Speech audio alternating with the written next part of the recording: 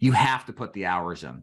You can't get home at 4 or 5 every night and expect to make a wild amount of money. Maybe over the long haul after you paid the dues, right? And you developed this street cred and experience. But very commonly in the beginning, you got to put in the time up front. Joe, you got any comment on that? Yeah. This is just not a business, folks, where you're going to work 40 hours and call it a day. I will dare to say, if you want to work 40 hours, you got to go clock in and clock out somewhere, and maybe just sacrifice some of maybe have some money problems just to be able to clock in and clock out. I don't know. But there is definitely a connection to working well into the evening and making more money. I can go on theories of why I think that is. More people are home. In final expense, even though a lot of people are retired, you're still going to find people that aren't home until the evening. You find people that are under 62 that still work. Those are some good deals right there.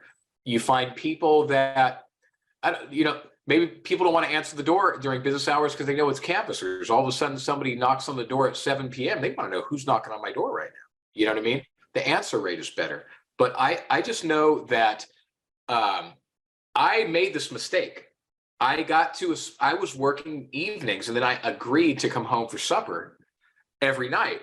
And my numbers went down, and I couldn't even put my finger on it. I said, man, I'm doing the same thing. I'm working the same system. But the difference was I was going home. I would be home by 6:30. If I was an hour away from my house, I would stop knocking on doors at 5 p.m.